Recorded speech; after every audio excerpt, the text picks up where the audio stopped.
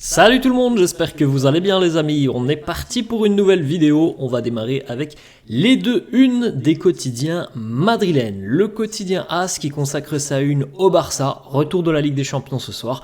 Alors le Real est qualifié, le Real attend son futur adversaire, le tirage au sort on le rappelle aura lieu vendredi. Le Barça affronte le Napoli ce soir 21h. Victoire ou désastre, eh bien on saura tout ça aux alentours de 23h. En ce qui concerne le Real, petit encart en bas au milieu. Mbappé sera Ballon d'Oro en El Madrid. Ça c'est une déclaration de Ronaldo R9 et on en parlera. Il a lâché quelques petites déclats assez sympas. On va les regarder dans quelques instants. On poursuit les amis, la une de Marca, Los Cuartos o la Ruina, là aussi hein, c'est Barça-Napoli. Pour le Real, c'est en haut, Güler, El Niño Bonito del Real Madrid. Güler, le bon gamin du Real. On va continuer les amis, regardez une petite date, alors c'était hier. Le 11 mars 2019, le second passage de Zinedine Zidane au Real Madrid pour aider le club qui sortait véritablement d'une saison très très compliquée. C'était il y a 5 ans déjà le grand retour de Zizou sur le banc de touche du Real et on attend toujours que Zizou reprenne un club, on verra si ça se fera peut-être cet été. On continue les amis et on regarde de nouveau des célébrations qui concernent Arda Güler. On en a parlé hier de ce premier but inscrit par le jeune espoir turc face au Celta ce week-end, des nombreuses célébrations juste après le but, à l'issue du coup de sifflet final, dans les vestiaires. Regardez à quel point les joueurs étaient heureux pour Arda. On l'a dit hier, tout le groupe était super heureux. Tout le groupe avait le sourire tout simplement pour lui. Regardez, on voit Ferland Mendy, Camavinga, Vini, Luka Modric. Il y a beaucoup de monde qui sont venus féliciter le jeune espoir turc. C'était la même chose aussi dans les vestiaires. Vous avez David Alaba, les accolades avec Nacho, avec Rodrigo, avec Luka Modric, l'accolade avec Toni Kroos qui, on le sait, avait déjà eu plusieurs déclarations très élogieuses envers le jeune turc.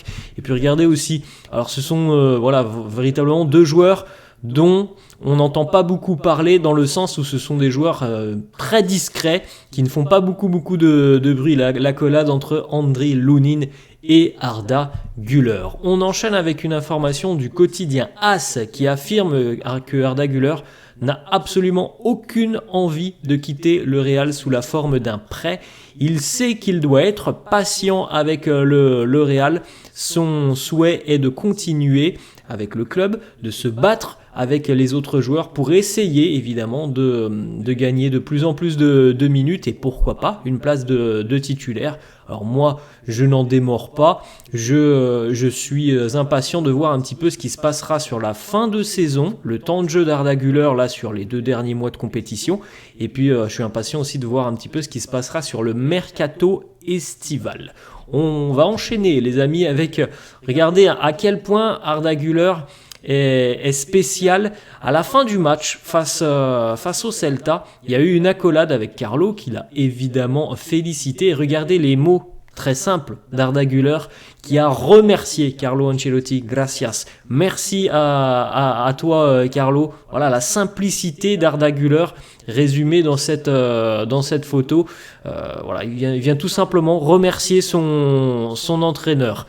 On poursuit et on regarde un petit peu ce qui s'est passé sur les réseaux sociaux. On a vu beaucoup de joueurs, comme on l'a dit, venir célébrer, venir le féliciter. Et on l'a vu aussi sur les réseaux sociaux avec quasiment tout l'effectif qui est allé de son petit message pour le féliciter, pour le soutenir. Brahim Diaz, Antonio Rudiger, Rodrigo, Vasquez, Thibaut Courtois, Kepa, Fran Garcia, David Alaba, Joselu, Vini, Luka Modric, Fede Valverde.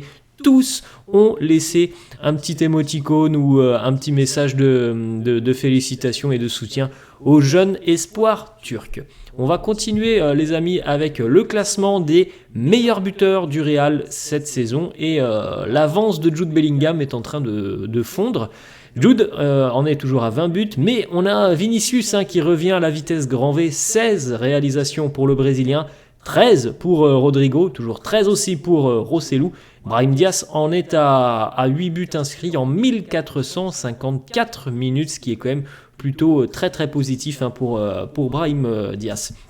On enchaîne les amis avec les stats aussi pour Vinicius cette saison.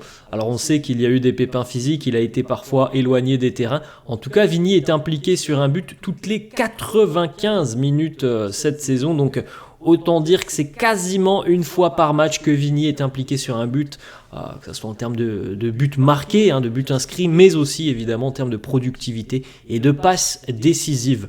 On enchaîne avec une autre déclat de Vini qui nous dit « Maintenant, les meilleurs moments arrivent, les matchs les plus importants arrivent, on veut continuer comme ça, j'espère que l'on continuera jusqu'à la fin de saison sans blessure, et pour moi aussi, j'espère que je ne serai pas blessé, je n'ai surtout pas envie d'être freiné, je l'ai déjà été assez souvent cette saison, j'espère que tout se passera bien pour moi et pour le groupe jusqu'en fin de saison. » C'est tout ce que l'on souhaite au Real, évidemment, jusqu'à la mi-mars. En tout cas, la saison du Real est exceptionnelle en termes de résultats, tout simplement. Donc maintenant, les matchs les plus importants arrivent, 10 finales en Liga, 2 matchs minimum en Ligue des Champions, peut-être plus, si évidemment les merengues poursuivent leur parcours. Mais déjà, on va attendre évidemment le tirage au sort vendredi. On a une petite information aussi qui concerne Vini et l'approche de ce dernier match de Liga ce week-end face à Osasuna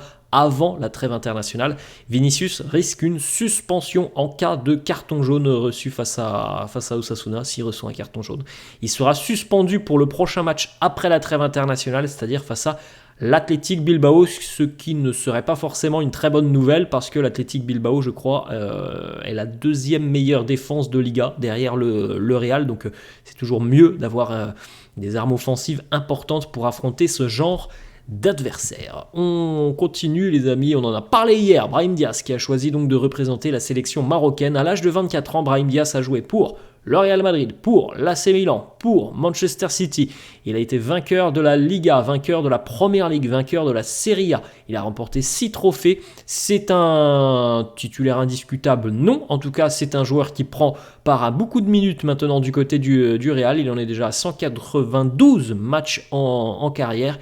Et pourtant, malgré tout ça, ça n'a pas été assez pour recevoir un coup de fil de la fédération espagnole, parce qu'on sait que du côté de l'Espagne, on ne s'est pas forcément posé beaucoup de questions lorsqu'il a fallu aller chercher les jeunes du Barça, comme à juste titre d'ailleurs, comme Gavi, comme Pedri, ou encore très récemment comme Lamine Yamal.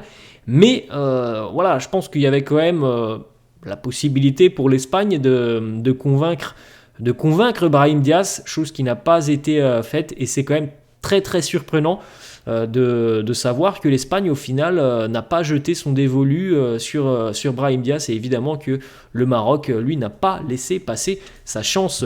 On enchaîne les amis, on regarde donc ces déclarations de Ronaldo, la légende brésilienne, qui nous parle du Real, du futur du Real, et il nous dit: si Mbappé vient au Real, il va enfin gagner le Ballon d'Or. Mbappé, on doit attendre que ce soit officiel avant d'en parler en détail. C'est un joueur incroyable, il va être l'un des meilleurs joueurs du moment.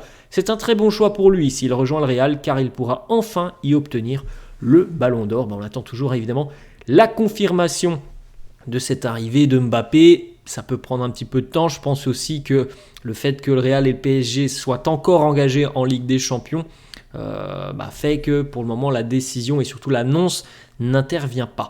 On a une autre déclaration de Ronaldo qui cette fois-ci nous parle d'Erling Haaland, et lui, Ronaldo aimerait voir Haaland sous les couleurs du Real. Il nous dit: je pense qu'Haaland est très heureux à Manchester City à l'heure actuelle, mais on verra. J'espère un jour voir cette attaque Mbappé, Haaland, Bellingham dans un seul club. Ça pourrait me faire penser au Galactique si tous évidemment arrivent du côté du Real. Alors Mbappé, Haaland, Bellingham, mais on pourrait aussi rajouter par exemple Vinicius, Rodrigo, Brahim, Arda Güler, bref, ça serait quand même monstrueux. Alors déjà que normalement Mbappé va arriver, si en plus on rajoute Erling Haaland, ça serait évidemment quelque chose de très très grand, mais pour le moment c'est pas fait. On a une autre déclat de Ronaldo qui est sous le charme de Jude Bellingham. Il nous dit « J'aime énormément la façon dont Jude joue. J'aime le regarder jouer. Il va toujours de l'avant. À chaque fois, il essaye de se projeter offensivement. J'ai déjà regardé quelques matchs de Jude au Bernabeu cette saison. Il me rappelle un petit peu la qualité qu'avait Zinedine Zidane, et ça c'est une très très belle déclaration, une très très belle éloge envers le jeune anglais.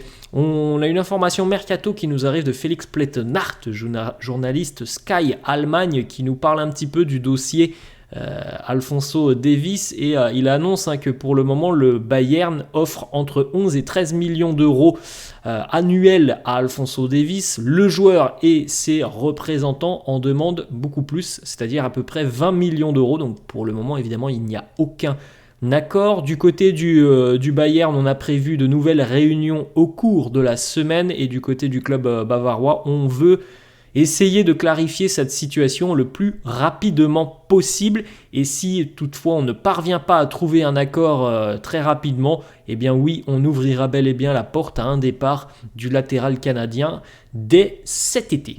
On a une petite information maillot, vente de maillot de cette saison. Jude Bellingham, et le maillot domicile de Jude Bellingham est le maillot le plus vendu cette saison.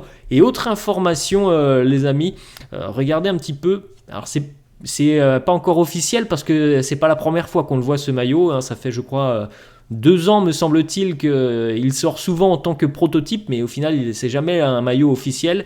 Mais il se pourrait que le Real l'année prochaine porte ce maillot. Alors c'est un maillot qu'on appelle marron. Moi je le trouve plutôt doré. Bon après c'est une photo, hein, mais il est plutôt sympa le design, et ça pourrait potentiellement être le 3e maillot du Real l'année prochaine. Normalement le second maillot du Real l'année prochaine sera orange. Alors tout ça reste à confirmer. Alors évidemment le maillot domicile sera blanc, mais voilà, potentiellement le 2e maillot orange, le 3e marron, mais moi franchement je le trouve doré. Voilà les amis, la fin de cette vidéo. J'espère que ça vous a plu. N'hésitez pas comme d'habitude à lâcher un petit pouce bleu. N'hésitez pas non plus à vous abonner à la chaîne. Je vous laisse et je vous dis à la prochaine. Ciao à tous.